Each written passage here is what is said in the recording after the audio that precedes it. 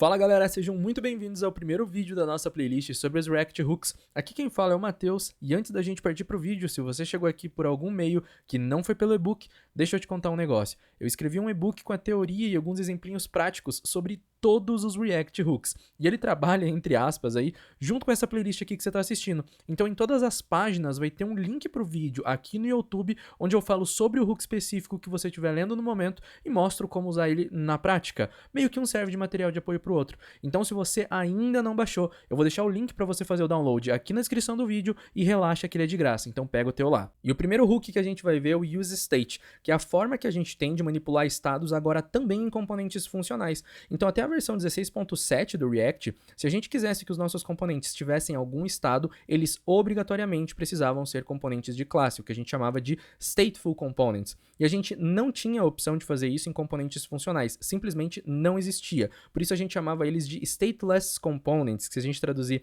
para o português significa componentes sem estado. Só que tudo isso aí mudou quando a versão 16.8 do React ela foi lançada e os hooks foram implementados. Desde então a gente consegue fazer tudo o que a gente fazia antes apenas nas classes, agora também em componentes funcionais. E o ecossistema todo do React, ele tá caminhando cada vez mais para o lado desses componentes funcionais usando os hooks e abandonando as classes. Só que elas não estão deprecated, elas ainda funcionam normalmente e a gente também não sabe se algum dia elas vão ser removidas ou algo assim, beleza? Bom, falei mais do que devia já, vamos pro código. Então eu vou começar desestruturando aqui de dentro do pacote do React o useState. Se você quiser, você pode acessar também através de react.useState, tá? Não tem problema nenhum, o resultado é o mesmo, é só porque eu acho mais bonito chamar apenas pelo nome do hook aqui embaixo.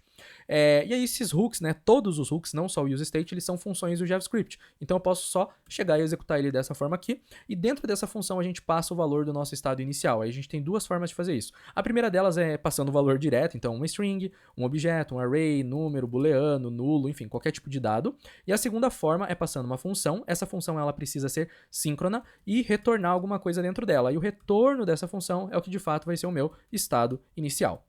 Beleza? E para que você vai usar ela, por exemplo, tá? Lá no capítulo de Custom Hooks, que se eu não me engano é o penúltimo do e-book, eu ia falar o segundo, porque eu tava pensando de trás para frente, é o segundo de trás para frente, né? O penúltimo capítulo, lá eu crio um hook onde o que eu faço? Eu pego uma informação do local storage e já defino aquela informação como sendo o estado inicial do meu componente, sem precisar fazer um set state. E eu faço isso dentro dessa funçãozinha aqui. Então ela é bem útil e ajuda bastante a gente no dia a dia. Bom, vou passar aqui Matheus, por exemplo, né? Uma string como sendo estado inicial. E vou salvar o retorno dessa função dentro de uma constante state para a gente ver o que ela retorna. Vou salvar isso aqui e agora vindo aqui para o console, olha só, o que ela retorna para a gente é um array com duas posições, sendo a primeira posição o valor do meu estado e a segunda posição uma função que faz a alteração desse valor e apenas desse valor. E por que eu dei essa ênfase no apenas desse valor?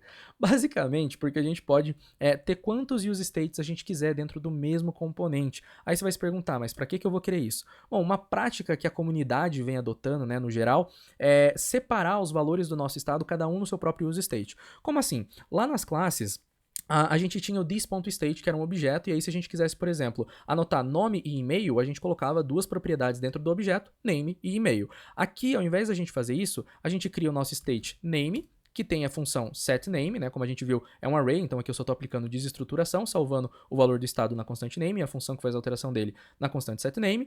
E se eu quisesse o meu e-mail, eu teria o meu e-mail e setEmail. Tá? E aqui eu tenho e-mail@teste.com, por exemplo. Isso quer dizer que você não pode passar um objeto aqui e colocar tudo dentro? Não, você pode tranquilamente, tá? Inclusive em alguns casos faz até mais sentido. Eu só tô falando como no dia a dia, em tutoriais, artigos, normalmente você vai ver que é esse estado cada um no seu próprio useState, né? Mais separadinho. Bom, e aí como eu ia dizendo, né, que eu dei a ênfase no apenas esse estado, quer dizer o seguinte, né? O próprio nome da variável ela já está declarativa. Essa função setEmail, ela só serve para alterar o valor do meu state e-mail, ele não consegue alterar o valor do meu name. Assim como a função setName só faz alteração em name e não faz alteração no meu state de e-mail, beleza? Muito bem, então agora vamos fazer o seguinte, eu vou criar aqui um exemplinho de contador, então counter e setCounter, que vai inicializar em 0, aí eu vou ter duas funções, a handlePlus, que vai chamar setCounter, pegando o valor atual do meu contador e somando 1, e vou ter o handle minus, que vai pegar o valor e subtrair 1. Aí aqui embaixo no meu H1 eu vou renderizar o contador, vou ter dois botões, o mais, que vai chamar quando for clicado a handle plus, e vou ter o menos, que vai chamar handle minus. Vou salvar isso aqui, vamos esperar um pouquinho. Deixa eu dar um zoom aqui na minha tela. E agora, quando eu vou clicando, olha só, a gente já tem aquele comportamento de estados, também em componentes funcionais, né, que a gente já conhece, que antes a gente só conseguia obter através de classe, aí a gente tinha que ficar se preocupando com o escopo de this, fazendo binding, né, todo aquele rolê. Agora, as coisas ficaram bem mais simples. Mas, assim como lá nas classes, sempre que a gente quer fazer uma alteração em um estado, e esse valor, né, esse novo valor, essa alteração, ela depende do valor atual do meu estado, não é legal a gente acessar o valor direto aqui. O que você quer dizer com isso, Matheus? Por exemplo, aqui no meu setCounter, eu preciso saber qual é o valor atual do contador para conseguir somar 1, ou para subtrair 1. Então, a melhor forma de fazer isso aqui não é dessa forma aqui, né, como a gente está fazendo, e eu vou te provar o porquê. Eu vou criar aqui um setTimeout. Vou chamar, né, esse setCounter depois de 2 segundos. E olha o que vai acontecer. Vou salvar. E agora, beleza, ó, tá em 0. Eu clico, ele vai para 1 depois de 2 segundos.